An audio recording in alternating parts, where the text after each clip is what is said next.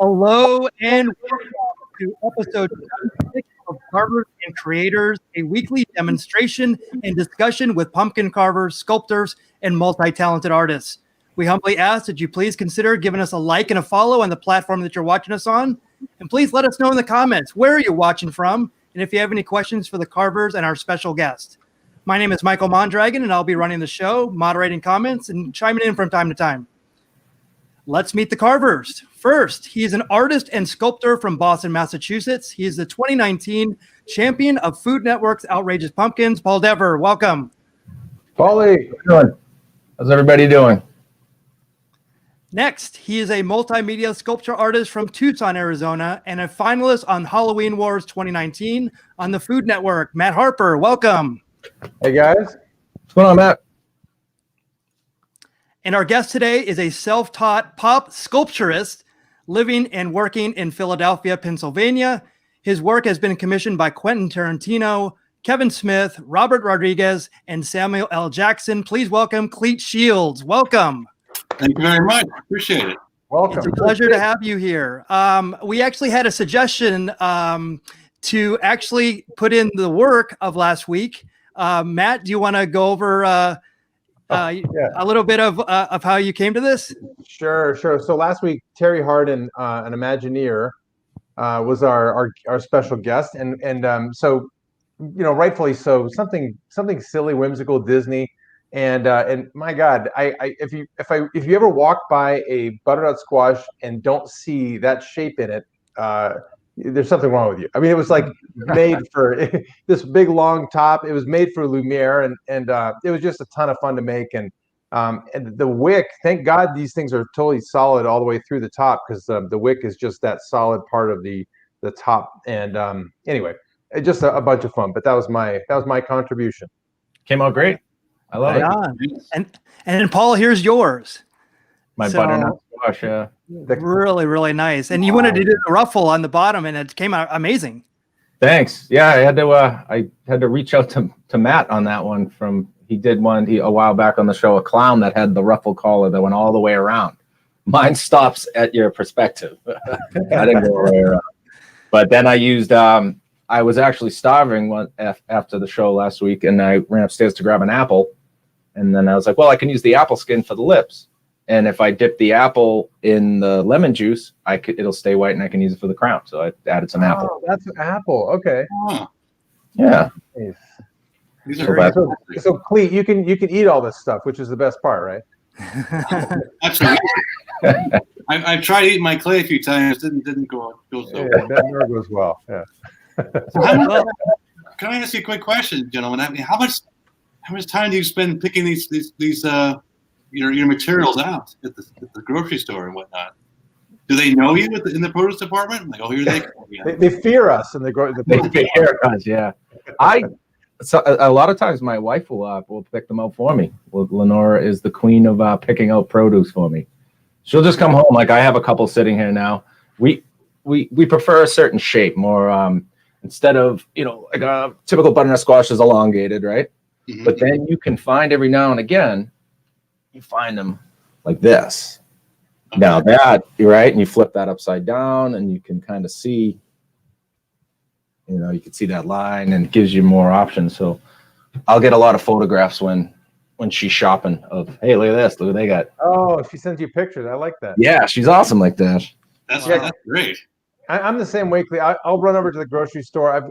I'm lucky in that I live close to the Mexican border. I mean, I'm only an hour or so away, and I've got friends who are in produce, and they have a company that they'll ship Mexican produce all over the country. But every now and then I'll talk them into giving me a box of butternut, and like Paul, I'll pick one out of there, and I'll be like, oh God, this one's bent and it's got these lumps, and it's like, that's magical to me. The ones who are, and it goes with pumpkin soup, the ones that are just like the round orbs, it's just like boring. You want something that has a lot of, you want something with character. Yeah. So it's almost as if it's speaking to you. You're seeing something within it. Completely. Yeah. Oh, yeah. Sure. Sometimes you can look at it and say, that's exactly what I need, to carve what I want to get done. And then, well, I'd say about 85% of the time, it's the exact opposite, where you're like, I don't know how I'm going to do this with the shape of this. I don't know what's going to happen. Yeah. So you do a lot of no drawings, just straight ahead right into it. Straight ahead right into it, yeah. And that's where the wheel came into it, where like I said before, we were getting a head start. So, it's sort of like when you're sculpting, you can kind of feel your way through it, and it's the journey, the path to get the form. And we'd come on and be like, so what are you going to be working on? It's like, well, I'm basically done. I've been working on it for a couple hours already, so we're just going to talk. So we took that out to put in the wheel so that no drawing, no pre-planning, really just pull it right out of your head and let it happen right in front of you, organically, like the fruit. How many? I mean, how large is the gourd carving community? I mean, what is it?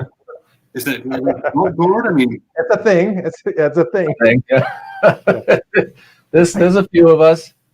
Okay, that sounds like the whole wheel thing sounds fantastic for that. It's to keep the spontaneity going. I mean, and very much challenging.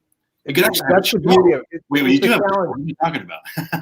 No, it's the challenge of it. Honestly, Clete, it's the challenge because we're in absolute awe of the way you have you're so recognizable, and we'll definitely get into to seeing some of your stuff and share it with our wonderful viewers. But what I think the beauty of that wheel is it does push you, because I mean, we today right now sitting here live, we don't know what we're going to carve, and it's and by the time the show's over, and in 90 minutes, we're going to turn around and kind of have semblance of it. Now, luckily, we get the magic of being able to do it later and kind of clean it up, but yeah, like we've talked about, it's like as soon as you carve into it at all, the clock is ticking, and you're kind of you're beholden to the fact that it's a temporary medium, effectively. Yeah, and well, that's one thing, and also the fact that it's curving. Yeah. Yeah. There's no addition; it's just pure subtraction. It's all subtraction. Yeah. Do you ever do any cheats? Like a piece comes off and you toothpick it back in? Okay. Oh yeah, super glue. Super glue works really well. It's amazing. You can noses on and everything. If you start off real simple with put a block on the front, you can carve it right back in. You can see a little seam. Yeah. Oh yeah, in a pinch. That's the whole. I've walked away from a couple of shows being like, that's it. I guess it's stuck like that till I get some polish remover. and honestly, Clete, we can take things like have a big orange face of a pumpkin and carve the holes where the teeth will go, and then carve those out of a lighter shade pumpkin or an apple or potato or yam or something, and have it be and implant those with a toothpick or something like that, or a little bit of. And it really is a nice contrast, because everything we do is pretty one colored, and so you're worried when you photograph it, which is the only way to really preserve it. You're worried about the lighting, because that gets into the depth of the mouth and the eyes and the and really shows the work. But yeah, and sometimes you can do a contrasting color versus painting it. You just use a different piece of. We don't paint. And I mean, I love how you use the we don't paint. The pumpkin rind, for example. I mean, the colors. I mean, you can get a real subtlety, like from the actual skin down to, because it changes the colors, don't they? Yeah, it does as you get deeper. Depending on the fruit, they're all completely different. Some of them can be a really rich colored, like a deep yellow, almost like a gold. Mm-hmm. And then you'll get other ones that would you call it a pink? I guess, Matt. Almost like a on the outside all the way in. As you go deeper, it goes from a light to a dark. Kind of fun. So it's all dependent on the fruit. Mm-hmm. Are you two self-taught as well? Yeah. Okay. Well, nope. I have to take that back. Mark Evans said last week that we are no longer allowed to say that we're self-taught, because we've had so many awesome artists on the show, and they've been nice enough to share tips and tricks, and I've been super lucky to get to hang with Matt and Mickey, and I go to Chicago every year with some great artists, and we carve live. So I started out as being self-taught, but now I'd say I've definitely picked up and learned from other artists. So. But it started as self-taught. Yeah. I think that probably still constitutes self-taught.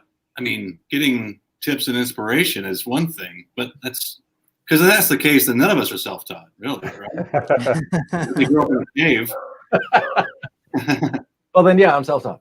Okay, fair Super enough. self-taught. I failed art class in high school. That's how self-taught I am. You too, huh? Nice, my man.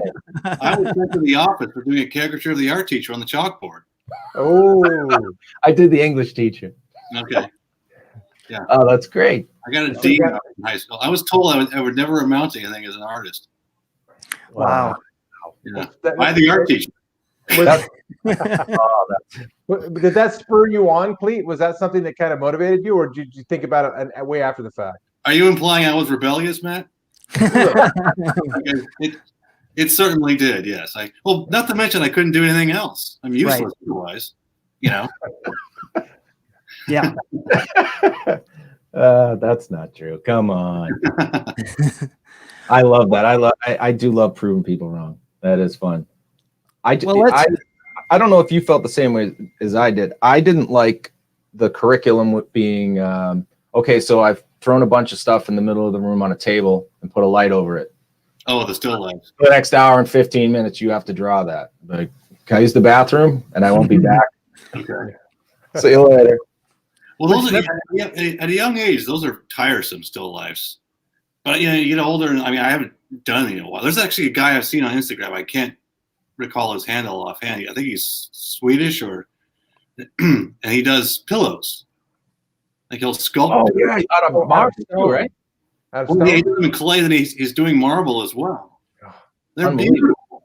It's amazing, yeah. So there's, I think it's a real test of the still life's a terrific exercise, I guess. Yeah. I'm actually colorblind, so painting never really worked out for me. And I colorblind too. So we're all self-taught. I'm colorblind as well. Okay. Greens and purples. And I'm bald. I mean, what the hell? We're all coming at it with a deficit. And I'm left-handed. Well, left-handed. Michelangelo was left-handed. So was Da Vinci. Were they? So Yeah. Oh, thanks a lot. Now you got a leg up. Yeah. Well, that's a lot to live up to. Thanks. Well, let's do this. Let's start out. Paul, you have the wheel, and we have some categories. So let's go through that because we want to know what we're carving today. We're forgetting our toast. Well, I wanted to do that right afterwards. Okay, that sounds good. Get the wheel going, and then we'll get everybody to gather stuff. We can do our toast, and then while they're gathering their stuff. So, Paul. Okay, let's do this. Yeah, pull this back a little. Okay, so we've got a whole new list of expressions, or I guess characteristics, let's call them, rather than expressions this time around. Okay, and we have a whole new list of characters that we have to choose from. So now we have sinister, hysterical, exuberant, perturbed, befuddled, exasperated, drowsy, devious, charismatic, and repulsive. Okay. And then I couldn't even spit out charismatic. Then we have villain, hero, caveman, pirate, zombie, an animal, so anything other than a human face. Okay. A demon, a classic monster, an alien, and then this one was thrown out by Clete, so I'm going to go with it, a self-caricature. Oh, dear God. Oh. Please Sorry, Matt. I'm sorry, man. I'm so sorry. Please wheel. Okay. Please break the wheel. Please break the wheel. Okay, so let's go. Spin one will be the outside. So let's see. Ooh, perturbed. Okay. Okay, I like that. I like For that. those of you playing at home, Google it. Perturbed. A perturbed Classic monster. Oh God. Okay. That's Okay. that's a layup. All right. By layup, I mean super hard. Yeah. Now, if we got the self-caricature one, I would have been nervous. All right. So good choice. I like that choice, Clete. So that's staying on the wheel. So if you're going to carve with us, we're going to give you about 5 minutes to grab your tools, pumpkin, squash, any other perishable item. While that's going on, we actually haven't done our toast yet. So let's go around the room. Clete, do you have anything that you're drinking tonight that you can toast? I'm drinking straight vodka. Perfect. All right. Yeah. Thanks for having me on. It's going to be a wild show. Drink straight vodka. This is my new best friend. Paul, what do you got tonight? I'm going to go with straight Kentucky bourbon, and that is Basil Hayden's. Well, that's very nice. It's a very nice. Well, there we go. That's a delightful bottle. It really is. Nice. Mickey, I got I went south of the border to a Bohemia. Nice. Just because it's in the fridge and it's still cold. So. And I'm continuing with my stone, upside down, leave no stone unturned. This is Fear Movie Lions. We're actually going to be probably talking about a lot of movies tonight, so I figured this is a good one. And it's actually a unfiltered double IPA. So yeah, it's going to be fun for me too. Cool. Very cool. All right, cheers. Yeah, cheers everyone. Happy creating. I am sorry to be the teetotaler tonight. All right. It's all good. As long as you're wetting your whistle with something, that's that's all we ask. We're good. Which do I choose? Okay, so classic monster. Help me, Paul. Gotta help myself. You got the werewolf. You got Yeah, I'm thinking. I feel like I've already done it. Creature. Creature from the Black Lagoon. Mm-hmm. Perturbed. Frankenstein. Right? Was that what it was? Perturbed? Yeah. Perturbed classic monster. Yeah, I gotta start writing those down. I remember last time I went halfway through and was like, "Oh, it's not the expression. I messed up." All right. Clete, I know we're starting the wheel thing, but you're midway through something pretty damn awesome. You want to talk about what you're working on tonight? Well, it's a perturbed droid. Hey, it works perfectly. It is. Can I sneak that in there? I don't know. Yeah. So I think it makes sense. Now, Clete, how long does a sculpt usually take you of that size? I love hearing that. well, this is it's hard. I don't actually keep track of the hours. I work on several pieces, so this is like the composition sketch. So this may take a couple hours. So I figure some stuff out, or how I want to do it. Then I'll jump over to build a new armature for the sculpting piece, and that may take anywhere from a couple. Again, I've never worked one straight through, so maybe a couple weeks. Maybe a total of 10 hours, possibly. It's hard to say. Wow, so that's your maquette essentially. Kind of, yeah. It's a loose sketch type thing. I have drawings behind you here too, right? Oh, cool. So you really go, yeah. So you do all the steps that Matt and I just skip and go right to the finish line. Well, we can't all just dive in like you guys and do these amazing pieces. Just spin a wheel literally to do it. You say dive in, I say jumping off the cliff. Really. Well, it's fun for Matt and I to confuse ourselves and test ourselves, especially with such a temporary thing. We take a picture and then the next morning you get up and it's all dried out, and the next morning after that it's even more dry, and then it's gone. So picture's worth. Well, it reminds me. I used to do the quick caricatures at the theme parks and stuff like that, and casinos. And yeah, you have to think on your feet like that. And I remember that the fellow who hired me and taught me, the basics of how to do it. Steve Thomason's his name, out of Minnesota, I believe, still. Anyhow, I asked him, I said, how long does it take you to get the likeness down before you start drawing? And he said, I have it before they sit down. Wow. That's the goal, like to get it that quick. Wow. And we all have that capability if you think about it, because, let's say I say Sylvester Stallone, you can all picture him in your head. Absolutely, yeah. So just translating that immediately to the paper or the clay. So how did you get that? You just said you just started doing that. That's not something like when I would go to like Six Flags and see those people doing all those, it's like you would figure there's some sort of process where they would have an interview and all this other stuff and vetting and stuff like that. How did you just start out doing that? That's really amazing. Well, I got lucky. I went to the Excalibur Casino in Las Vegas. It was opening. It was just a grand opening, and I went in there and I saw this booth of these guys doing this, and they were really good. They weren't, 'cause sometimes you see the ones that are not so hot, Yeah. and I was just blown away. And then I had a job doing something else, which I was fired from. So I was kind of desperate. And I said, I can do this. He said, well, what do you know? We're looking for people. And I was interviewed like you asked, Mickey, but they were airbrushed. And I never operated an airbrush, and coupled with the fact that I'm colorblind, which I didn't tell them at the time. I really wanted the job. he's trying to train me on this airbrush, and I'm he's like, I can't understand why you can't get this. Like kept getting the colors wrong and everything like that. It was awful. So I had my girlfriend at the time come and tell me what all the colors were, and I didn't want to label them because I didn't want to get caught for lying or whatever, or not telling the truth. So for years I would arrange my colors in the exact same fashion on my desk. So they come in little separate bottles with no label on them. That's amazing. And when it finally came out that I was colorblind, I was, relatively secure at that point in the position, so I didn't have to worry too much about it. And a couple of my cronies decided to switch them on me. And I didn't know they had. I couldn't tell.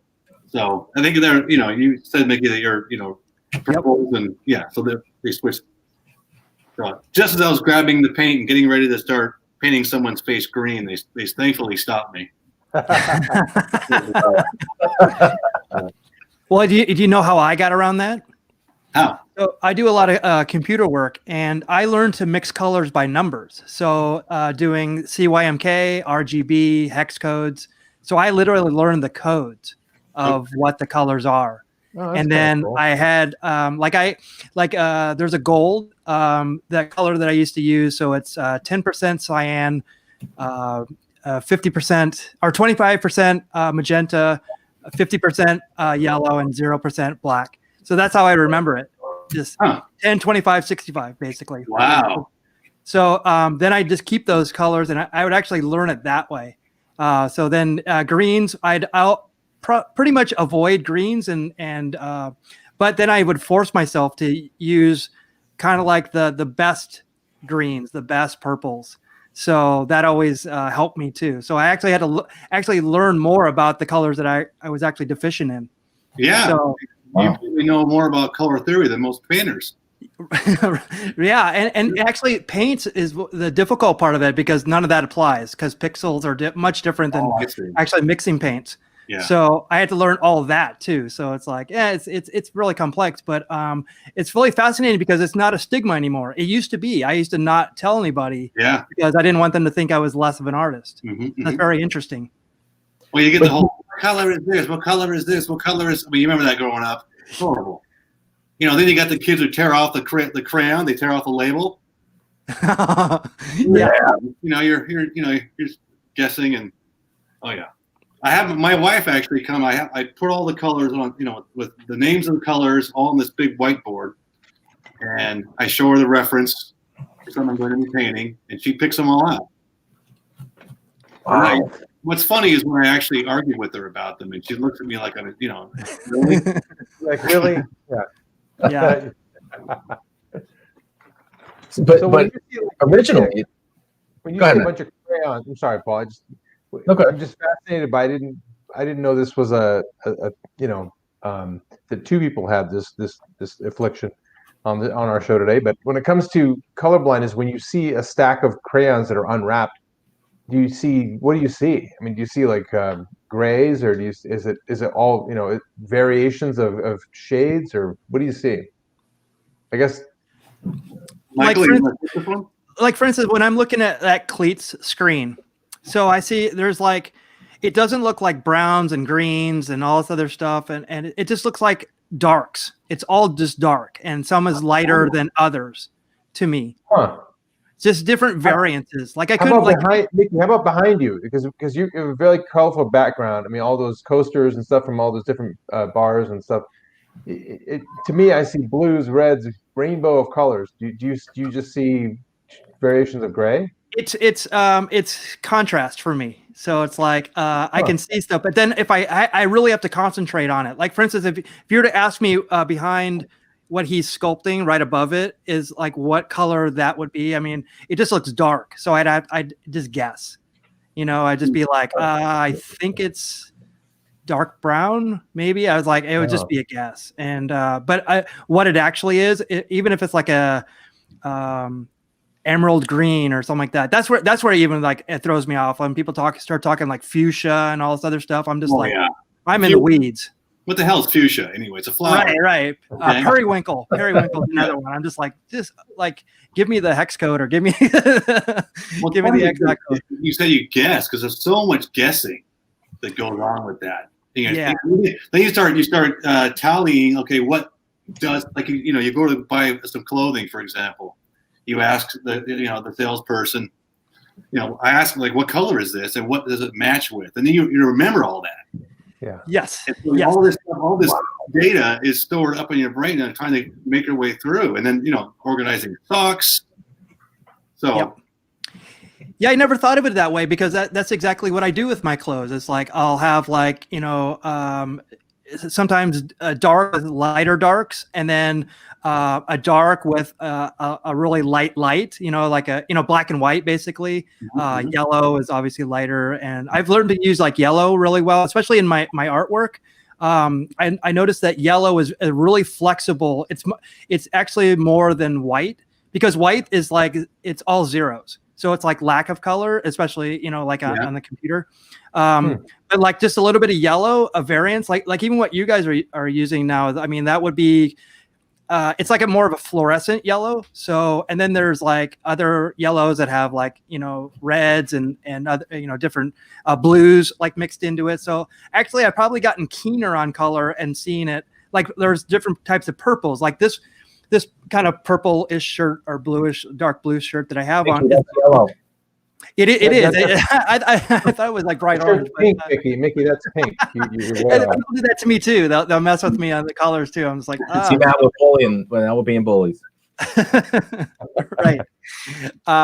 But I learned like what colors are based in. So are they red based? Are they blue based? So like that. So I've actually had to dive into color. So that's probably why the colors that I use are really probably pop a little bit more, only because I know which ones to go to.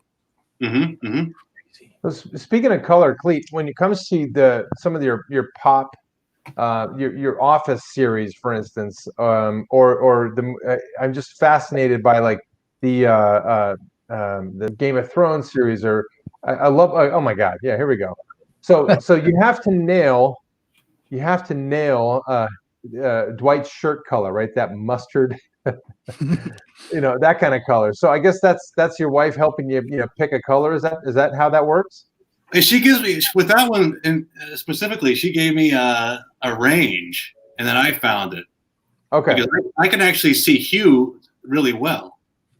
Okay. So I can get this. I can get the kind of the feeling of it. And I'm okay with yellows actually. Okay. It's the browns, greens, and the purples and all those that sneak in and mess me up. Yeah.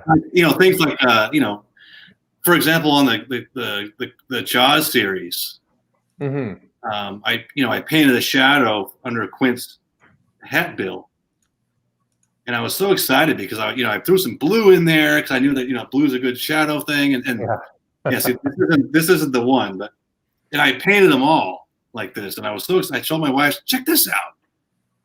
And she looked at me kind of funny, like he looks like a zombie. And so I had to repaint all of them. Oh wow! That could have been the zombie Jaws line. Yeah, but just under his bill. So it was just, but yeah, because it looked fine to me. I mean, it looked a little cool. That's kind of what I was going for, but it was just too much. Because what blows me away. So what I'm hearing you say is that, and when you look at his face under that bill, the face up to the bridge of the nose and stuff is actually a different color under there. It's not a shadow. Yeah, I wanted that to really make his eyes pop. That is phenomenal. I just immediately pictured like that was the Bill's shadow because it's so perfect. It's so spot on with the. Actually, take it for granted. I changed it. I used it to kind of I added some shape to it because the actual shadow would cast pretty a lot more. What's the word? linear than that. Maybe that's the wrong word, but it would pass differently. I mean, it would happen naturally, but like I was saying, I really wanted those eyes to just scream. Yeah, right. That scream. So were you a Jaws fan growing up? Oh, of course. That's the first movie I ever saw in the movie theater. Yeah. Oh, nice. My mom took me, and I was so scared. I was hiding behind the seat. You know, I mean, it was just. I remember some friends of mine not going back, and even our swimming. I grew up in Phoenix, so going up in they wouldn't get in the swimming pool. Yeah. Oh yeah. You know, and I think we're pretty far away from that beach, but I'm not that far away. You're not that far away. Spielberg been quoted by saying he really regrets part of that, success of that movie, like what it did. It affected people's opinion of sharks, and a generation was terrified to go into the water. Oh my God, right? Yeah. My wife's sister wouldn't take showers. Like, she was just, water was like frightening to her. I mean, I think she's since, recovered, but, and hopefully she's not watching tonight. I remember I saw Friday the 13th, the first one. I think it was Kevin Bacon's demise. When he's laying in the bed and an arrow comes through his throat. Yeah. Until that point, I think I must have been 12 or 13. Until that point, I always, I usually slept on my back. Yeah. Still don't sleep on my back to this day. I'm not scared anymore, but it's. You never know, right? Strange habits out of fear. Like, oh yeah, it was terrifying. That's so great. So did you? I mean, that was the 70s were like a magical time for movies. Jaws definitely, but you're working on Star Wars, of course. And I think we all have a fascination with Star Wars. So you do a lot of pieces on Star Wars, correct? Lately, it seems like, yeah. I think The Mandalorian reawakened my kicked you back in gear. Oh yeah. That's from a while back, but it happens every so often. Then I start buying the toys again, and then the whole thing happens. I love Does the anybody else Tusken Raider see that, and then you automatically make the Tusken Raider sound every time you see that character in your head? Yeah. Every time. Yeah. Now you got me an earworm, Paul. It's going to be going. Sorry. Yeah. Sorry. That's how I got the earworm out, was by telling everybody. So we have had a lot of artists on here, and a majority of them are definitely influenced by Star Wars. I was reminiscing last time that Matt Harper and I saw not Empire Strikes Back and Return of the Jedi in the movie theater together. Yeah. When we were origins or the originals? The originals, 1980 and 83. So then it got me thinking. I was like, I have this this is gonna be a humble brag, by the way. I actually have the Star Wars Treasury that I got in 1983. It's all three, and they're like mint condition too. So it's got these really amazing pictures. I remember those. Yeah. Oh, yeah. Yeah, so this is Empire Strikes Back. So it's the first three movies. So Return of the Jedi. This is what what really motivated us. But I always love the original actually I should probably put. Oh my gosh! Yeah. Yeah, so that's the original. This is from Scholastic Books, so it's like I actually got it from school and stuff like that. But I mean, just looking at this reminiscing. And then it has all the characters in it and everything. Oh, yeah. But I mean, just how magical all this was back at the time. I can imagine, all of this stuff, made me want to, be an artist even more, because I wanted, I know Matt and I would draw these all the time and just, draw crazy stuff like this. All the Star Wars characters doing wild stuff. You were saying before that the art teacher got mad at you for actually making stuff, Clete, right? That happened to me too, actually. Well, I should also say I was a bit of a turd as well. But I mean, I keep all this stuff just for stuff like this. I mean, because I'm just looking at this, it just inspires me. what first inspired me to be an artist, and just looking at all this stuff, just looking at all the, just the colors and contrast of everything, good and bad. Well, the design was so fantastic. Oh yeah. And just all the cantina stuff and in Jedi and stuff like that. So I'm really happy that all the Ewoks and stuff like that. Yeah. I mean, we can remember like it was yesterday, right? Yeah. But It's I think weird. that I'm glad that there's been a resurgence. And I was telling my son is he's 18, and I said we were walking around one time, and I told him, I go, if there was, I would never imagine like back then, like in 1977, that it would be 2020 or whatever the period of 2019 or 2018, that kids would still be wearing Star Wars T-shirts. Yeah. That's pretty amazing. And the one question that I throw out, and I actually have my own answer to this, is what is something now that you think 40 years later people would still be wearing those types of things? And I do have an answer for this. All right, Teletubbies. No. Teletubbies is perfect. Probably Star Wars. Maybe, very well could be. No. It'll be a full-on religion by that point. Exactly. Yeah. Will be Jedi churches? I mean, I thought about this too, Mike. I think I was thinking Harry Potter, but Yeah, that's a good one. I mean, I feel like they're kind of putting the cart before the horse a little bit with the the theme park and stuff like that. Yeah. They want it to be that. Now that Star Wars became that organically. Yeah. And then we the fans basically forced it back to life. Mm-hmm. We hooked up all the electric cars. We just shocked that. Lucas is like, I want to do something. No, more. No. And then Give us more of that. doing Jar Jar Binks. Jar Jar. Oof. Almost sank the whole franchise. So what do you Thanks think? for not putting that on the wheel, by the way, Paul. Jar Jar, that'd be a tough one. No, I'd quit. I'd rather sit on my couch. Yeah. Marvel movies, those Marvel superhero movies will be around for forever. So like one franchise, which franchise of the Marvel ones would 40 years from now be just as strong, if not stronger? Ant-Man. No. Which one? Fantastic Four. Fantastic Four. I'd say the Avengers. Avengers? Yeah, I'd say. My personal one is Lord of the Rings. I think Lord of the Rings. Yeah. I think that could be stronger, not stronger in 40 years. Speaking of Lord of the Rings, I don't know if you have it, Mickey, but Clete's sculptures of the dwarf. The dwarves are like the thing I love about your work, Clete, is you've got. Oh, and he's gonna grab one. Sweet. Oh, is that an orc?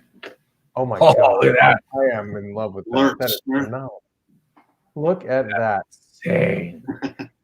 Looks like he's about to take the head of your Mac right off. Right? Yeah. He's So wait, can I ask a question about that, Clete? So you're is that's just clay? It starts and then you do a multi-piece mold, and then I'm just trying to think how that process goes from you obviously build an armature and you kind of have the idea for how it's going to look, and then it's clay like you're doing now, and then molded, and then what is that final form? Is that just epoxy? This is actually still in Sculpey. No kidding. Yeah. But yes, what I'll do is whatever material I'm using, I'll do silicone mold over it. And then, start with an armature, obviously. Yeah. And then, the little aluminum foil for something this size makes it lighter, uses less Sculpey. Also, the aluminum foil helps reduce the shrinkage. Okay. Because when this cools, it can crack if it's too dense. Then make a mold and do resin casts. Nice. Do you I know a buddy of mine that does some really cool sculpting. He told me to not ever bake the Sculpey, but to just hit it with a hair dryer for a couple of minutes to work the surface over to harden the surface. So I've tried. It does a good job. A heat gun too, yeah. But that's tough because the heat gun gets too hot. You can actually cause it to bubble and burn. Well, that's why he said if you use the hairdryer on something that you're, especially on something if you're planning to cast it, it's the less. He said it's just a little more rigid. You know what I mean? And you pull it out of the mold, you could still have that original piece. I worked on some small stuff that I did. I never tried anything big like that. That seems impossible for me to cast. So the arms, I'm assuming, would be separate if you were to cast that, right? Yeah, you have to take off some of the, the things on his skirt there, and he'd be. I mean, I have one here. If you can see it, of course you can't see it there. It's amazing. Trust me, it's there. I'll try and pull this down for you. This is an example of a very complicated piece in that regard. Okay, it's kind of heavy too. Please don't drop it. Yeah. Please. Star-Lord. Yeah. Wow. I cut all. I did the heads. Well, the heads are removable. He has one with the mask on too. Oh, cool. I did the heads and the guns in Sculpey, and the rest of it I did in monster clay because it's just obviously too big to bake in the oven. But I cut all these things off and mold them separately. Wow. And then you reattach them using epoxies and things of that ilk. So one of a kind then, huh? Why don't I see this on your site? I mean, I don't think I've ever seen that one or the orc on your site. I guess. Saving him for the show here. There we go. Exclusive content. Little did you know, people. 10 years ago, he made stuff for this show. That's beautiful. I think you're on to Michael about Lord of the Rings because especially with this Amazon thing coming out, I was just reading about that earlier today. The synopsis, they released the official synopsis. Oh, I didn't see that. Yeah. No. I mean, it's pretty vague. It's, Yeah. They got to keep you wanting more, right? Yeah. It did actually. I mean, yeah. Huh. Was it basically that they'd have an antagonist and a protagonist and then some dialogue? At some point. Was it that vague? Not too far from that. Okay. Yeah. So Amazon's releasing more Lord of the Rings. Did I pick up on that right? Doing a series. Come on. Wow. Yeah. Good Lord. And now is it Peter Jackson or involved or? Oh, I don't know. If he is, it's very much. I don't think he is, but Okay. if it is, it's in a very more executive position and hopefully consulting or something like that. Yeah, I'd love for him to be part of it. I mean, it just I can't think of that show without him now at this point. Oh yeah, those first were just unbelievably good. They were. Yeah. I remember I had the highest expectations for those, and I went and saw. And Fellowship's a hard movie to do. It's all set up. Not to mention you're introducing, the scale differences and the design. You got to sell people on characters named Frodo. Yeah. I mean, that's an uphill battle, and he swung for the fences and hit a home run on that one. It was Absolutely. I still think one of my favorite characters in that whole series is Gollum. I mean, just the way that his skin and again, that was early days for like that kind of CG faces. Asking. my light's a little too strong for it here. Oh wow! Oh, look at that! Perfect. That's beautiful. Yeah. Oh, my that's God, cool. that is Stylized version. Sorry, you keep mentioning things. I'm going to keep bringing things out. So I know. I say the word. You've already spoken it. You just got so much stuff. I mean, you've touched on so many different great characters. Here's Smeagol. Yeah. Oh yeah, that's A little happy. Oh, look at that.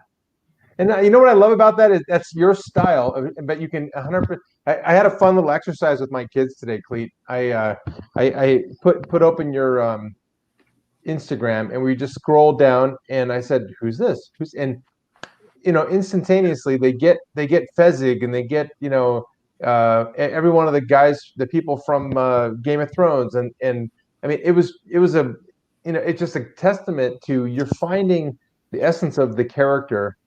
And it just anyway, I'm so blown away with that kind of eye where you're seeing exactly where that character what makes him that character, and making it beautiful.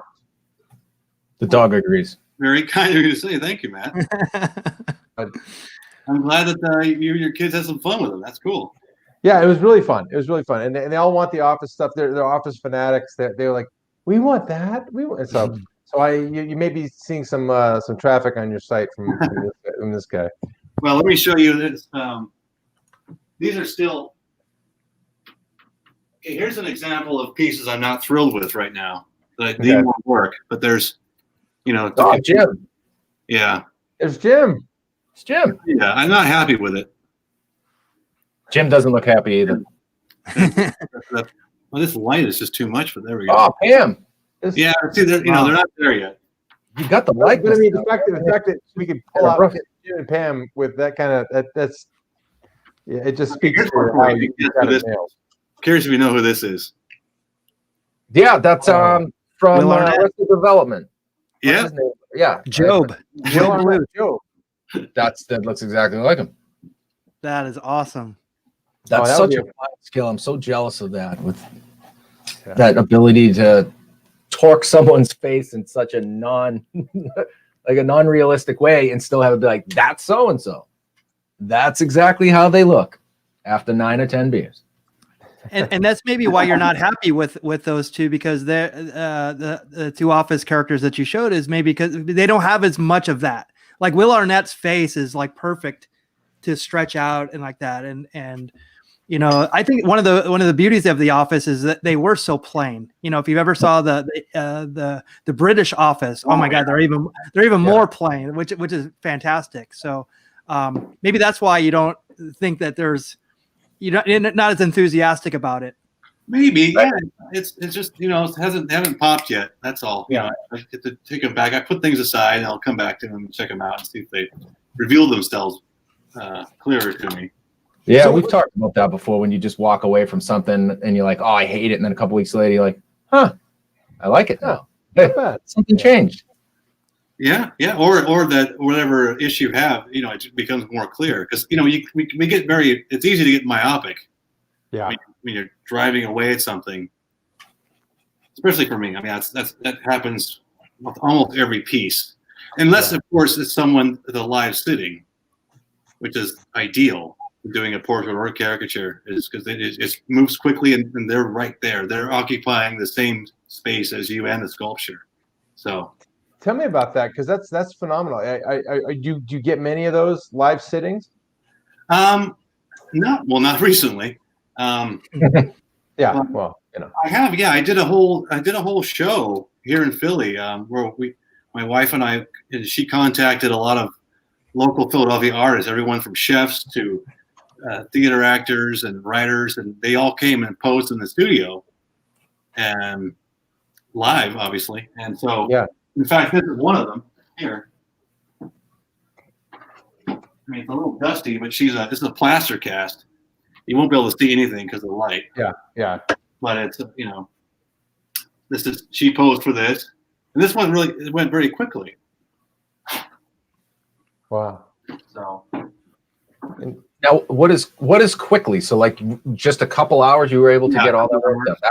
That's amazing. I mean, I do preparation. I'll if I know them, I'll think about what they look like, or I'll find them online and do some quick ideas for poses and things like that. And when they first start posing, I walk around them and do really quick sketches, and then just go ahead with it.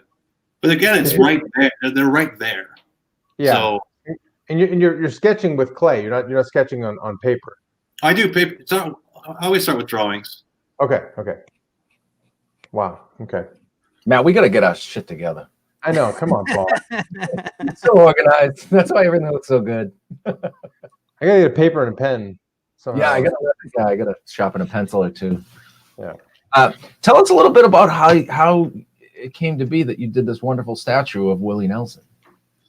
Oh, well, I tell you, a lot of really nice people I met along the way led to that. Starting with the very long. I'll try and make it fast. It's a fun story. Yeah. I've actually watched one of your podcasts before with that Greek fellow, the sculptor, the great George. Oh gosh, don't make us sick. Yeah, Sukukidis. yes. Suzukidis. Yeah. And you guys had mentioned the Shiflett brothers. Yes. Yes. And I love those guys. They're amazing. oh yeah, I've known them since like '93, and so they kind of coaxed me into showing my work at the San Diego Comic Convention back in I guess '94, and they said be part of the art show because I couldn't afford a booth, and I get there and I built these plastic cases myself and all this stuff because he had to have them. There was the Pulp Fiction series, and the guy running the art show says, "Oh no, we don't have room for you," and so the Shifletts, Jared and Brendan, marched in there and said, "Give him our spot." Oh my God. And the guy acquiesced because they were the Shifletts. Yeah. And well, they were nice about it, but they were. Yeah. And so I met a couple of the Martinez brothers there. They came just as two guys that were really nice. They were talking to me. Said, "Oh yeah, we know Quentin Tarantino." And I said, yeah, "Sure, yeah, whatever." Yeah, sure. And they were cool. They were, you kind of believe, but it's LA. Everyone says stuff like that there. Yeah, they know everybody. No offense to the LA viewers. I'm sorry. Yeah. Oops. There goes. We just lost all three of them. Mickey's one of those three. That's right. Yeah, right. He's my neighbor. He's actually in the next room. Yeah. So it turned out this Jerry and Steve Martinez, in fact, did know Quentin Tarantino. They used to work at the video store with him back before he came. And this Jerry Martinez called me up and said, "Listen, you should do a piece for the new movie From Dusk Till Dawn to display at the movie premiere." And I said 1,000 times yes. So I did that. Yeah. I got to meet those two guys. They came over my apartment in Van Nuys. And, I'm 23, 24 years old. And, I'm like beside myself. This is incredible. Yeah. Anyway, so Robert Rodriguez's wife at the time, who I actually met first, Elizabeth Aveon, she became part of a, I just done work off and on for the two of them for Spy Kids and little like quick design jobs and things like that. We remained in contact and friendly. And she's part of this group called CAST, Capital Area Statues in Austin. And they have put up, counting mine, 3 statues themselves. It's a nonprofit. They basically, they get donations and offer maquettes in return. So she recommended me to them. Wow. And then then I met this terrific fellow called Bill Whitliff on the board he also on the board of CAST. And unfortunately he passed away about a little over a year ago, almost 2 years ago. But he and I had worked together I did a monument for him at the Texas State University and a series of life-size busts and things like that. So point is, it all goes back to the Shifletts. Wow. Told you that was a long story. Oh yeah, that was a great story. It was a great story. I mean, I had to give a speech. So I gave the speech, thank everybody, this and that. I turned around to get off stage, and there's Chris Christopherson. Oh my God. Yeah, Chris Christopherson. Yeah. Yeah. That was a crazy day. It was fun. Wow. So what was Willie like other than stoned? Oddly enough, he did not pose for the piece. So we met briefly once before that and then on stage there. But he was great. Yeah. He has this penetrating way of looking at people. And he's got these eyes. You can see the intelligence and genius in that man's eyes. But he's easygoing, kind. He's just as you'd expect him to be. Wow. It shows through in the statue. It's amazing. Yeah, it really does. It's him. It's really beautiful, and it's 8 feet tall. And it was it was cast in Philadelphia, right? And then how did they? I mean, that was a bit were you in the process of the transport and everything from like start to finish of it, and the installation as well? I was there I contracted out the casting but I saw every stage. Not every single stage, but you have to approve the wax, you have to approve the metal, make sure it's maintains the standard. But yeah, I was there for the installation, and that was crazy because they put this rope around his neck, and they keep him covered most of the time because a big it was being unveiled the following day, 420, the whole 9 yards. Shocker. They're hoisting this they bring this big old crane over and they hoist him up by his neck, and I'm sitting there sweating, I'm going crazy. God, yeah. Oh God, yeah. Because it's strong. I mean, I saw the guy, as a buddy of mine, I saw him weld it. I knew he was going to hold up, but still, And wow, they scramble around and make sure all the bolts were fitting in, and then Bill Whitliff, who I mentioned a moment ago, he always wanted to put a lucky penny under the piece. So he put a lucky penny under there, and down it went, and it went like things. And then I had myself a glass of Basil Hayden after that. Yeah. Nice. Paul, you picked the right drink. Yeah. After hearing that story, I'm actually going to take a sip because I was getting anxiety thinking he was going to say it broke. I know. I was going to say it's like it would be a great story to tell, but it would probably be your worst story that you ever told. Yeah. Oh my God! That's got to be a lot of anxiety. And well, I mean, you made smaller versions of these, correct? Yes. So if you want a replica of that, yes. Imagine that right here. What are the odds? Oh, how awesome! Now is that are those bronze? I'm sorry? Is that a bronze? No, this is resin, but I paint it with a bronze paint finish. Beautiful. Okay. Like, wow. Okay. Great. You pass it off as bronze. It looks like a bronze statue. Beautiful. Thanks. So would you say this is your a piece that obviously it's a conversation starter? Actually, Paul, you said you didn't even know that he did this, right? Because you went to Austin and at the time, no. But we knew when we got to Austin, one of the big things to see was the Willie Nelson statue. Like, coming from Boston to Austin, and then when we get there, like, everybody's like, y'all got to go see the Willie Nelson statue. And there was a handful. Sorry, Paul. I feel like I'm in Texas right now with that accent. You're doing a good job, Paul. Usually, I'm taking barbecue pork ribs, so it's like I feel like I'm there. I've been working on it. Nice work, Paul. I like mustard on my French fries. So go ahead. I was just going to ask, because you do entire casts from shows and movies. When you did the Game of Thrones cast, did you have an idea of which characters you were going to do, or did you just start and keep going? Because you did a lot of that cast. It's amazing. Those are all my wife's idea, actually. Is she a big fan of the show? She is. Yeah, I mean, we both are. I mean, it's a great show. Great show. Yeah, she thought I was doing all the Lord of the Rings, Hobbit stuff. She goes, do Game of Thrones. So I'm like, okay. I started out with Tyrion, and they kind of cascaded from there. It really did cascade because you have a ton of them. Oh yeah. I think it's 2 or 3 big boxes of molds on those suckers. Wow. Yeah. So cool. And the Jaws one is my favorite because just touching back on that, those 3 characters together. Hoopa drives the boat, Chief.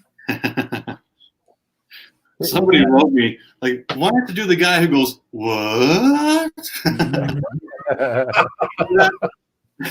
When they're in the committee room and yeah. You got to do the chewed up little kid on the yellow raft. That'd be nice. Yeah. Yeah. Awful. That was fun for that one. Yeah, maybe not him. Maybe What about Goonies? Have you ever thought about doing Goonies? Oh, no, I haven't. That would be a good idea, though. Actually, there's some really fun characters from that. I mean, oh my God, the mother of the Fratellis. but She bothers me. You know, She bothers everybody. Oh, she reminds me of a female Guy. Well, no, who was the comedian? Sam Kinison? Sam Kinison, female Sam Kinison. You know, She had that hat on. She had the beret. Yeah. Oh yeah, the beret. Oh, the beret, the whole the wrinkles. It was beautiful. She played such good characters, though. Yeah. You shudder when you think of her because of that character. Yeah, that's true. It's effective. This water, this is dishwater. It's wet, isn't it? I actually came to Goonies late. I didn't see it. I think I was in that weird period where I didn't. So I didn't see it until I think my 20s. Wow. So it didn't get in there. Yeah, you're right. I mean, although Sean Astin, he would be easier as a kid, because doing him as Samwise has proven to be incredibly difficult for me. Really? You'll notice that there's a conspicuous absence of Samwise in some Frodo too from my entire cast. So that leads me into another question I had: is do you find some faces more difficult to just see the likeness? Oh yeah, they're tough sometimes. I mean, what's Daenerys Targaryen from Game of Thrones? You nailed that, by the way. Well, I don't know. Thanks, but I don't. When she finally turned evil, it's like, okay, I can do this now. I did 3 or 4 of her. I was like, oh my goodness! And every time I sit and I look at, Jon Snow was tough too. Oh, I bet. Because he's got that, he always looks worried. Yeah. He's got a boy face, and C, he's also a king. So it's like employing all those, he's this tough guy. All these aspects was really tricky. It took a long time until the final season.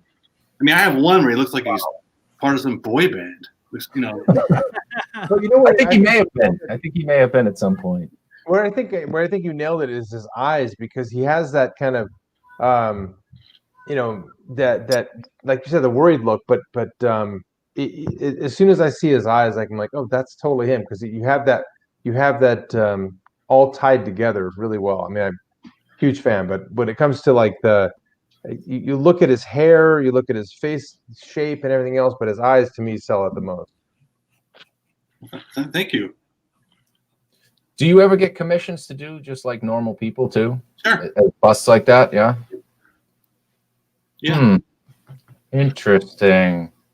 Could be immortalized.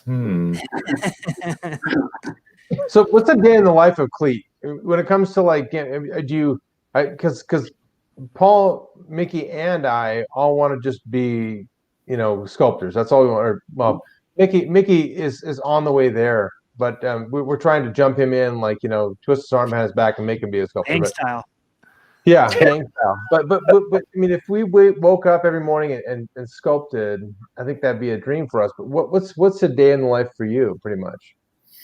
I get up and I try to do more technical stuff in the mornings, because I just have a better flow in the afternoons. Okay. So, for example, I'll do some painting in the morning, or some sanding, or whatever, mold making. Yep. And then idea sculpting, and and then at night when we're watching movies and TV, I sit on the sofa and I work on little tiny stuff like heads and things like that, or do my drawing then. Okay.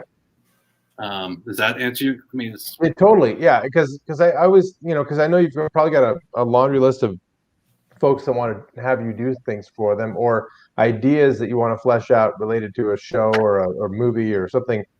And I just was trying to think of how you organize your thoughts from, when you get up and I have these 3 things. How you prioritize that kind of thing is just fascinating. The deadline stuff, yeah, that obviously gets the commissions get top priority. Yeah. But what's due when? That's a big one, obviously. Sure. Huge. Yeah. Clete, I think Paul and Matt are afraid of this actually becoming a job, in quotations. So what would you consider what you do a job? Yeah, I do. Okay. Obviously it's a career, and there are parts that are, there's some drudgery to it. Sure. The lean times being the toughest part. You can't get pissed on if you're on fire sometimes. Yeah, right.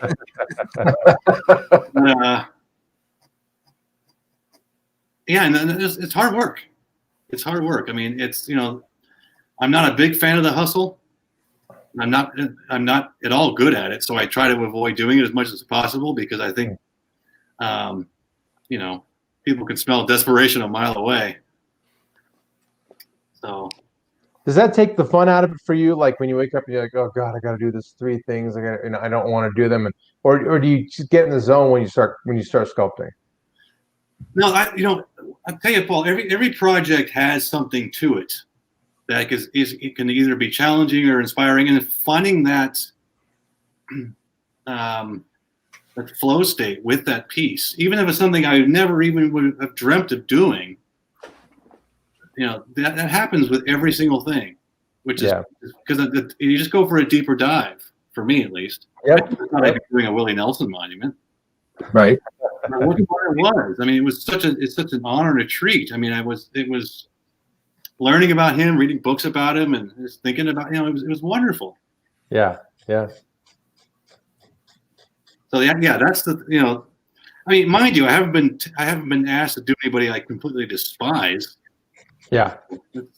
Until someone mentioned that woman from Goonies. I love her. She's the best. What about It's Always Sunny in Philadelphia? Oh, that show. That's a good one. Little lead in, Throw Mama from the Train, Danny DeVito tie-in. There you go. Bring her back. Right. Yeah. I haven't thought about that one either, actually. I'll tell you what I want to do soon is Spinal Tap. That'd be. I want to do some rough sketch busts and maybe some full figures of them in all their glory. I got a fun little story about drummers though. Can you do every drummer? Come again? all the drummers. Every single drummer. Can you do every single one of them as well? The drummer. The one that explodes. Only Clinton. Yeah. Please, you have to do Fred Willard. Please do a Fred Willard in there. Do not deny him. He is one of the great parts of that movie. Well, Clete, I had a fun story about Spinal Tap. I signed up for, when I was younger, a contest at a record store, Bazia, in Phoenix, to meet Spinal Tap, and they were coming to town for their Break Like the Wind tour, which was and so I got to be front. So they called me up. I'm literally on the phone. Oh my God, I won something. So I got to be front row and backstage with Nigel St. Hubbins and the gang, and they were 100% in character. And I've got pictures of me standing there with these guys, Derek Small. Yep. And it was wonderful, and it had English accents. They were in there. Did you mention your propensity for sculpting tubular vegetables? I don't think he was doing that at that time, right? That was like early 90s. You were doing other sculptures at that time. That's awesome. Yeah. Yeah. They on the commentary. They're in character for the audio commentary on the movie on the DVD, Yep. which is hilarious. Yeah. So were they? I mean, man, I have to ask you, being that they were in character, were they nice or were they jerks? They were rock stars backstage. It was like they were in such great character. It was like it took me aback a minute because I was like, oh, there's there's an actor, but no, acting in front of you. Yeah, acting. No, but they were so in character, and then they get on stage and they do this big, how like the big egg drop from the original movie, it came down. Well, they had a skull. Yeah, it had these giant horns, and it came down, and it like it just paused for a second and kind of tilted to one side, all very on purpose, you know. But it was beautiful. And I the whole time I remember like my jaw hurting from like smiling so much.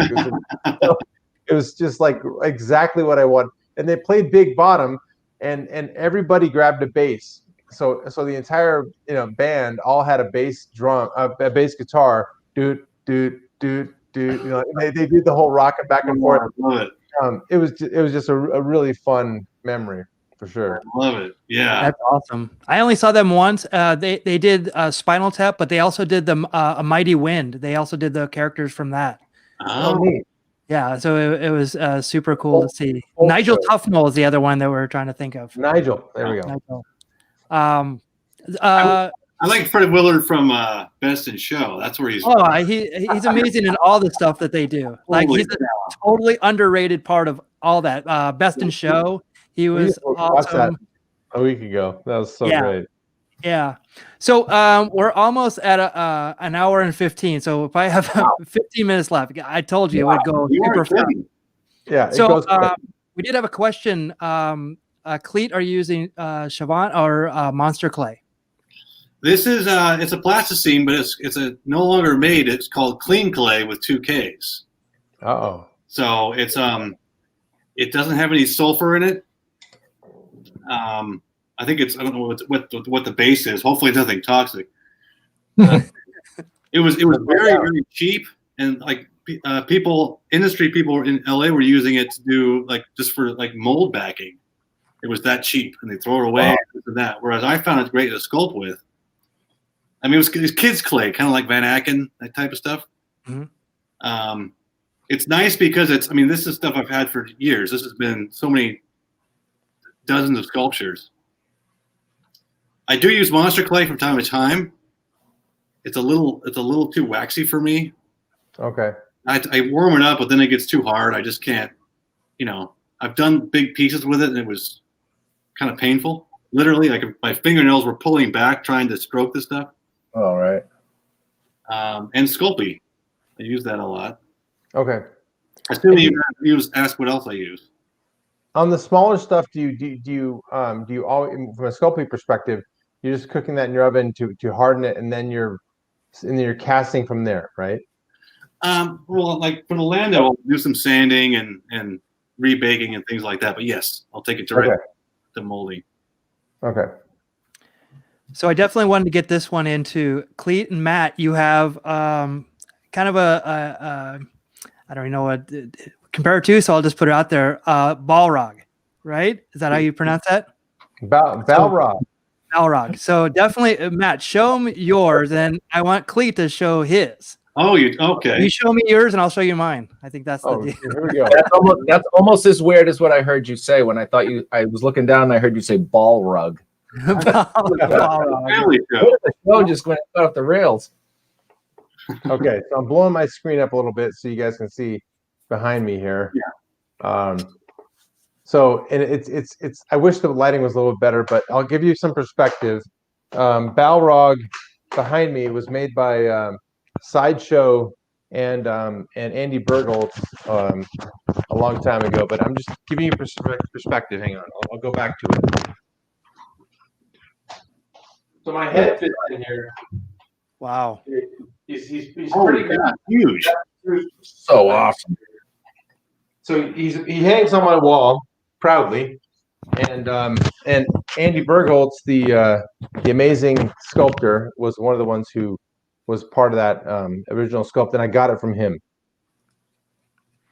So you got to meet him too, right? Like he was there to sell it to you? Yeah, what was crazy was I'm a huge Ray Villafane fan from all the sculpting of pumpkins. And Clete, if you don't know Ray, look him up. He's crazy good pumpkin sculptor. Okay. And so let me see if I can fix my camera so I'm actually in front of it. He's just a talented in general. Yeah. So Ray and Andy did a couple shows for Food Network and stuff not too long ago, and so I was following him and got to meet Ray, and at one point Andy put out this thing. Hey, I'm moving studios. I've got this massive Balrog head that I did, and it won't fit my new studio. Is anybody interested? And I was like, first to put my hand up. I'm like, yes, I'll take it. And bought it from him. And the next thing was, how the hell do I get from Tucson to? How do I get it from? I think he was in like Thousand Oaks to here. Yeah, it was closer to me. Yeah, and it was, and so I thought of 100 different ways, and I'm like, you know what? Nothing's ever going to be enough. So I jumped in my car, van actually at the time, and we drove out there. And the only time I put my feet on the ground were to get gas, and then to pick that up, and then to get gas and come back.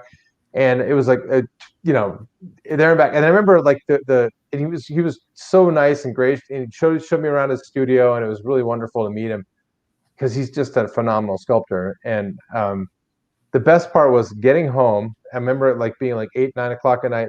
I have 3 little girls at the time, and they all come walking out there. They want to see, what did Dad drive to California for today?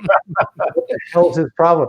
And I remember pulling up, and like I opened the back doors of the van, like, there it is. I'm like almost like teary eyed, and they're like, okay, there's something wrong with this guy, And then the next thing was, how do I get this son of a bitch on my wall? And it was I had to build a bracket out of steel and stuff. And anyway, but it's fiberglass, but right. But it's really unwieldy, because so originally they made 10 of them, and they went all over the country to different red carpets for the Lord of the Rings.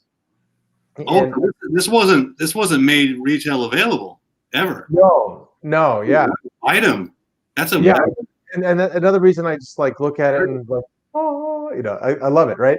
So and I just and I don't know where all the other 9 went, but I'm just so thankful to have them. But we got it up on the wall, and then I always teased my girls and said, look, all right, if anybody ever wants to take you out on a date, they're coming in my office. We're going to be sitting here in my chair, and I'm going to be like, okay, you want to take my daughter out? Let's have a discussion, Yeah. have a scimitar across your lap as well. Right. Yeah, and I'm cleaning my shotgun at the same time, right? Yeah, but that's a great story. Oh, it's a beautiful thing. But I'd love to see now, Clete, you've made a Balrog. Well, it's. I don't mean to like pause you from what you're working on, but so that's a nice little tie-in, huh, Mickey? That's it. That's exactly how I planned it. I have to. It's a little. The upper wing has fallen off. So is the hand. Oh my God! You have the whip that goes around the whole thing. I mean, it's a very. But you got to see. Imagine the wings about. Oh, you'll see here. Oh yeah, they're way out, right? Well, no, they're actually kind of stacked. Like I think it goes. Oh, okay. Yeah, that's the way it goes, like that.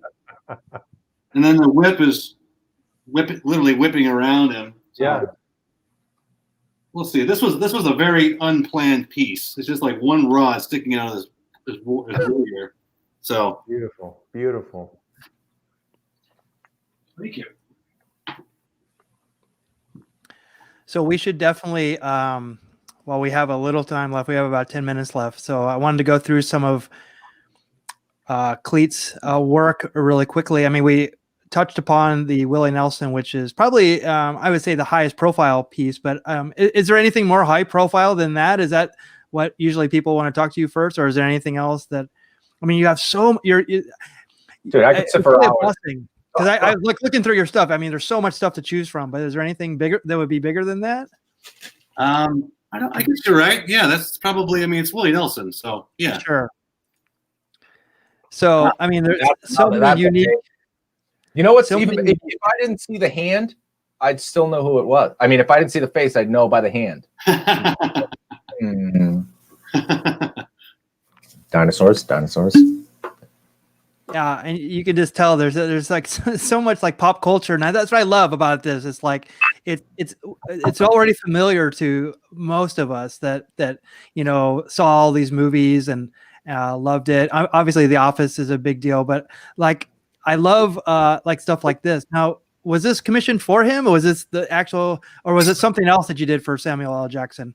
No, that's part of the Avengers series, which I don't think I have well, I have all the heads in boxes, but I did everybody. Oh my God. So I cool. did the only one I was really thrilled with. Well, actually, no. There's a Captain America up here. I can just get a head for you. Yeah. Like this painting's incomplete. But, Oh wow. The basic, the laid out. I think I have with a beard too. But yeah, I did them all. Well, actually, you know what? Come to think of it, here's Black Widow. There. Oh my God. Oh, so awesome. So That is her. I did her. I also have her with a different head from Winter Soldier when she has the straight hair. Mm-hmm.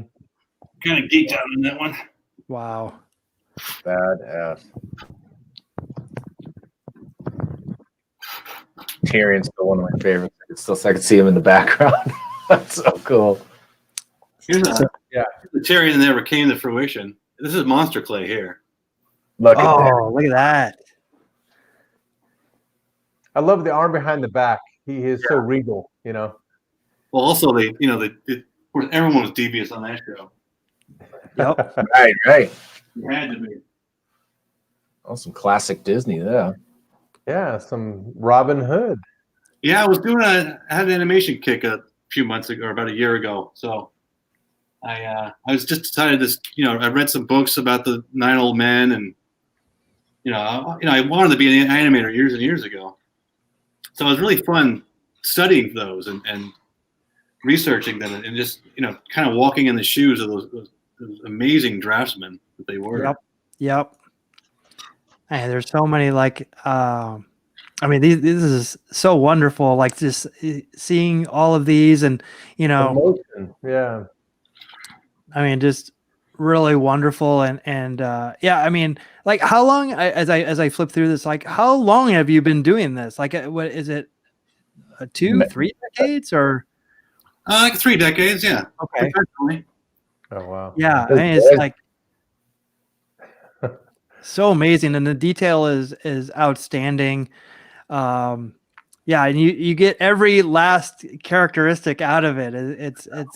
It's still you though. It's still, you can tell that it's your style. I love this one. This one is so good. My daughters are huge fans of Keanu Reeves. So when they saw that one, like, I want that. I want John Wick. Yep. Yeah. I put it away. I had the original down here, but I boxed it up. Fire Contios, bro. Stay away from his puppy. Yeah. That's all you gotta do. So great. This is the San Dimas Mall. San Dimas. Yeah, and we were talking about this before. I was going to make mention of this, Paul. Paul, you did a woman for your sculpture, which was actually out of your kind of your wheelhouse. So it's like, that was my first one last week.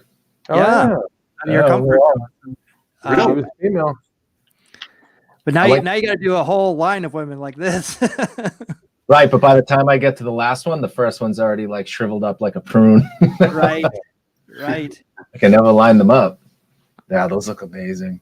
It's so there's no guessing. It's Saruman. It's so like stylized, but it's still there's no guessing. You know exactly. This is a full figure. It's still. Oh my God! Oh, look at that!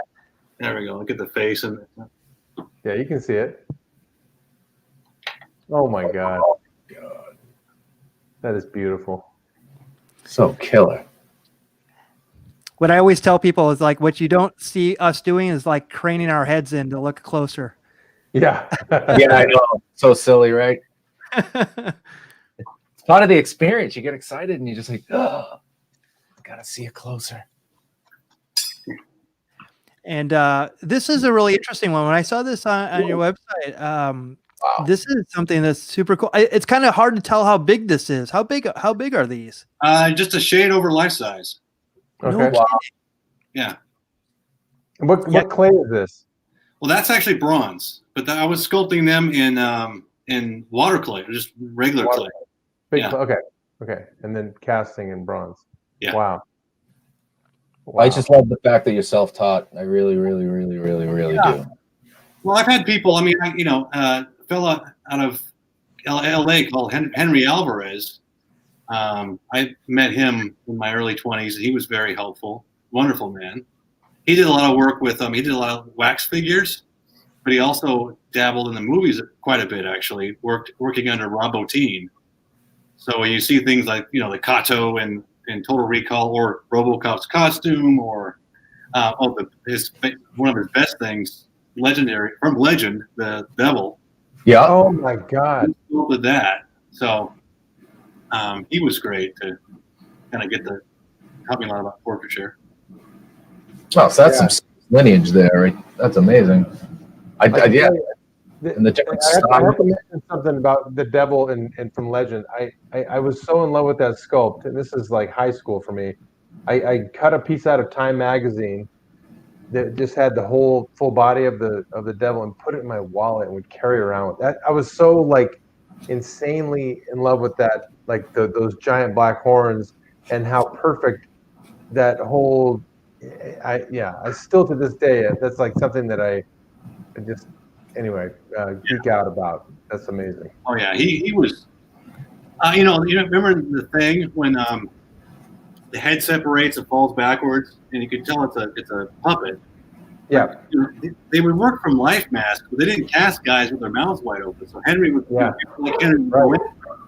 basically using the life mask as reference in photographs and sculpted in that state of agony. Wow. Or joy, whatever. I mean, yeah. Unbelievable. Yeah, and we didn't even get to. I mean, you do the whole animal line and everything. I mean, these are just so beautiful. I remember like growing up in the 70s. I remember these used to be like the sculptures that everybody kind of had. Like I can't remember. I'm sure there's an artist that was very famous for this, but this reminds me of that. The kind of like the sculptures that used to be in people's houses and stuff like that. And I just love all of it. Just the way that it's put together. These are really beautiful. And so do you do a lot of this? Is your focus like to just make these, or is it like just when you get time, or is like how do you go about like making stuff like this? This seems like so out of your style, but yet so in your style. Like I just want to know how to do it. So I mean, I've always wanted to have a really full toolbox of a nice diverse skill set. So when you see something that you want to do, or you think of something you want to do, you're not limited. The horse is a tough thing to learn. Imagine. Oh my God. Which is great because everything you learn informs what you wouldn't quote unquote normally do. So. Yeah. Because I mean, I'm looking at the horse, but I'm also even looking at the ground that you made it on. So it's like is like has its own style as well. So it's like the base of it still has kind of a style to it as well. Because I mean, even when I'm looking at this, it doesn't have as much, but it still has a very similar one. So I mean, Clete, we could talk for like another hour and a half, and I feel like we could.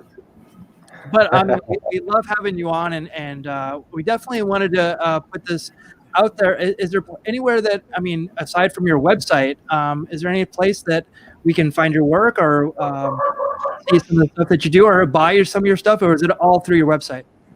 Well, yeah, the website to see work and make purchases. And there's also a contact thing, and then of course Instagram. Yep. The longest name on Instagram possible. Clete Shields Pop Sculpture. Yeah. But yeah.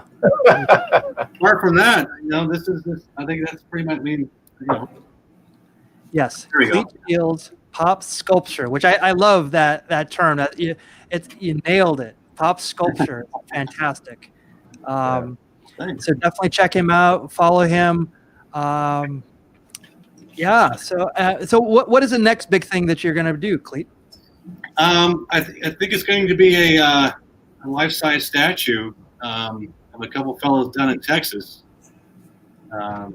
One being Jerry Jeff Walker. Well, actually, I probably shouldn't say this. Anyway, but It's a life-size piece of two famous Texans. Okay. Cool. And what else? Ooh. Well, it's not a big thing, but Lando.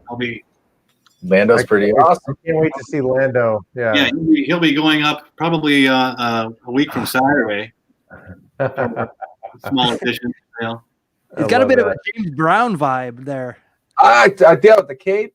Yeah. Yeah, well, I saw these pictures of him posing, like I guess for the press shots, and he's definitely got a disco sense to him. And it was 1980, so Yeah, it reminds me when he was like, Han. After he's cool. You know, he's got that. He's just mellow, and I also love his character arc too. He's always, because he kind of I mean, without dying, but he reminds me of Boromir in Fellowship of the Ring. You know, I mean, well, anyway, I'm talking on. You gotta. Yeah, we got all kinds of time. Yeah, I mean, everybody's loving all of your work, and actually, I want to go around. I'm gonna put some of the. Yeah, I mean, so much great stuff. Thank you, everybody, for joining. But I want to go around the horn here and actually see what everybody's been working on before we leave. Yeah. So, Paul, let's see what you got there. Well, you know me, I got a long way to go. It's still rough. And I still don't really know what the emotion was that I was garden, but I think it means anxiety. Perturbed. He looks pretty perturbed. He does. He's Eventually, I'm gonna clean this area up and get it looking correct. I'm still just kind of feeling my way around, and I think I'll go werewolf, like nice Wolfman kind of. What's that? Really nice gesture with the eyebrows there. Oh, thank you very much. Yeah, great stuff. Awesome. What do you got, Matt? So I went with I don't know if you can see it very well. Let's see so I can. I went with like a Lon Chaney. Oh yeah, I can so see it. He's got the hair. I'm gonna switch cameras, but he's got. I figured that big bald head with the hair coming around the side. Yeah. And the deep set eyes, because that's kind of what I thought of when I thought of like a monster from a long time ago. But so this might be give a little bit better lighting. But yeah, so that's he's got great likeness. Actually, I can see it. Yeah, you got the likeness already. That's fantastic. Yeah, I got to work on his deep black eyes under here, and I'll get to that. But yeah, you know, he's got the forehead makes the man at this guy. So. Nicely done. Or in his case, Great. I really like that upper lip. I think that's what it totally makes. It's kind of like devoid of like. You know, like, yeah, he doesn't have a lip. It's more like a slice, right? Where right. Show up. Yeah, and he's got a couple jagged ones, and his dentist needs to talk to him. Yeah, and just a mouthful of crooked teeth. Yeah, exactly. And the nose too. The nose is spot on. That's the other thing I'm going to dig into. But like those nostrils are like so defined on this guy, right? They're these big voids here, and then they go down here. So I certainly. I'm gonna try to study that a little bit more before I finish him, but you know, roughed out, you know, he's getting there. Very cool, man. Great start. Yeah. And Clete, what do you have that you've been working on that whole time? No. In comparison, it's pretty, not so hot. I don't know. Just from this hour and a half, you make some serious progress. So you got these guys like that. Oh, I can see it. You can even see the gesture. Yeah, you can see he's already. He's not happy about them, right? Surprised I got anything done just talking about myself the whole time to you guys. No way, man. Give yourself a round of applause. It's that giant cup of vodka at the beginning of the show. That's the problem. Yeah, right. Yeah. So here's where you can follow us on Twitter, Facebook, Instagram, YouTube, and Twitch. Please, if you like the content that we're putting out, follow all of our social media, and we have a lot of big plans this year of stuff coming. We can't say anything right now, but trust me, it's pretty big. We have a lot of great guests. Thank you, Clete, for joining us today. You made us better just by being on this week. We're really privileged to see you work and to talk to you today. So thank you so much. Oh, thank you, guys. I had a lot of fun. I appreciate it. Great. Thanks for coming on, man. It was great to talk to you. You too. Our pleasure. And we will see you next Thursday, 4 p.m. Pacific, 7 p.m. Eastern. Thank you so much. And we'll see you next time. Good night, everyone. Take care. Hey, guys.